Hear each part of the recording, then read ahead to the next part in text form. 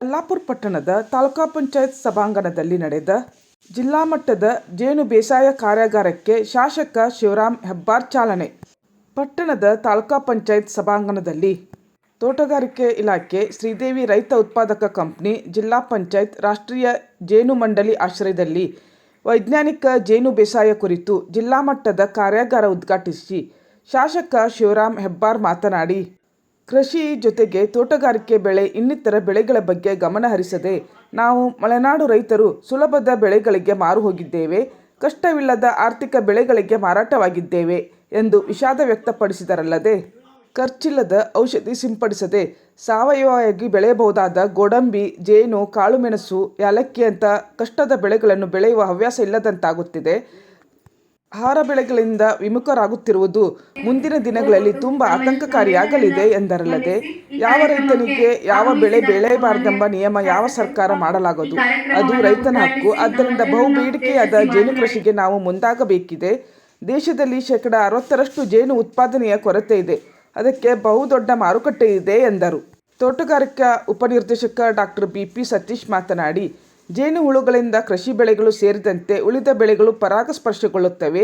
ಜೇನು ಅತ್ಯಂತ ಆರೋಗ್ಯಪೂರ್ಣ ಔಷಧಿ ಗುಣ ಹೊಂದಿದೆ. ಅದರ ಮಹತ್ವದ ಅರಿವನ್ನು ಮೂಡಿಸುವ ದಿಶೆಯಲ್ಲಿ ಈ ಕಾರ್ಯಾಗಾರವನ್ನು ಹಮ್ಮಿಕೊಳ್ಳಲಾಗಿದೆ ಎಂದರು. ಪಟ್ಟಣ ಪಂಚಾಯಿತಿ ಅಧ್ಯಕ್ಷೆ ನರ್ಮದಾ ನಾಯ್ಕ್ ಅಧ್ಯಕ್ಷತೆ ವಹಿಸಿದ್ದರು.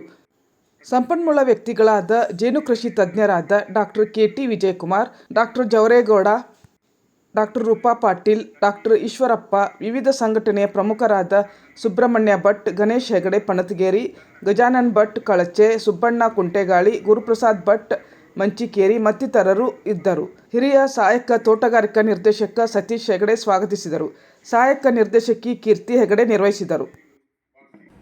ಏನು ಖರ್ಚು ಮಾಡದೆ ದೊಡ್ಡ ಪೀಕನ್ನು ತೆಗೆತಕ್ಕಂಥ ಗೋಡಂಬಿ, ಏನೋ ಔಷಧ ಹೊಡಿದೆ, ಏನೋ ಹಾಲು ಹಾಕದೆ ಉಪಬೆಳೆಗಳನ್ನ ಬೆಳೀತಕ್ಕಂಥ ಜೇನು,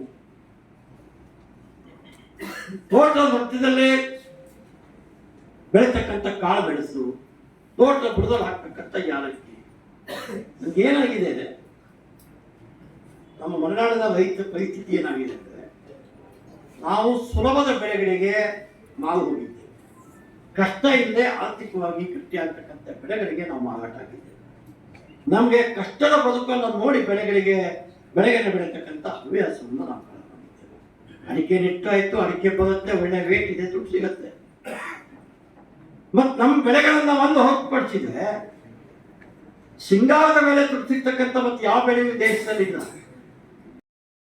ಗೋಧಿ ನೋಡಿ, ರಾಗಿ ನೋಡಿ, ಮೆಣಸು ನೋಡಿ, ಕಬ್ಬು ನೋಡಿ, ಕಾತ್ತನ್ನು ನೋಡಿ, ಮುಂದಿನ ವರ್ಷ ಪೀಕಿಗೆ ದುಡ್ಡು ಸಿಗ್ತಕ್ಕಂಥದ್ದು ಮತ್ತೆ ಯಾವುದಕ್ಕೂ ಇಲ್ಲ.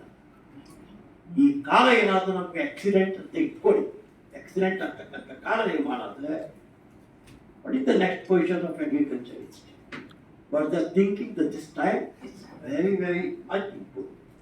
ಇವತ್ತೇ ನಾವು ಇದರ ಬಗ್ಗೆ ಆಲೋಚನೆ ಮಾಡುವ ಕಾಲಘಟ್ಟಕ್ಕೆ ಬಂದು ತಲುಪಿದ್ದೇವೆ. ಆ ಹಿನ್ನೆಲೆಯಲ್ಲಿ ಇವತ್ತು ಕೃಷಿ ಜೊತೆಗೆ ತೋಟಗಾರಿಕೆ ಬೆಳೆಯ ಜೊತೆಗೆ ಇನ್ನಿತರ ಬೆಳೆಗಳತ್ತ ಗಮನ ಹರಿಸದೇ ಹೋದರೆ ಒಂದು ದಿವಸ ನಾವು ಕಷ್ಟವನ್ನ ನೋಡಬೇಕಾದಂಥ ಕಾಲಘಟ್ಟ ಬಂದ್ಬಿಡುತ್ತೇನೋ ಹೇಳುವಂಥ ಭಯವನ್ನು ನಾವು ವಾತಾವರಣವನ್ನು ನಾವು ರಾಜ್ಯಾದ್ಯಂತ ಮತ್ತು ದೇಶದ ಬೇರೆ ಬೇರೆ ಕಡೆಗಳಲ್ಲಿ ನೋಡುವ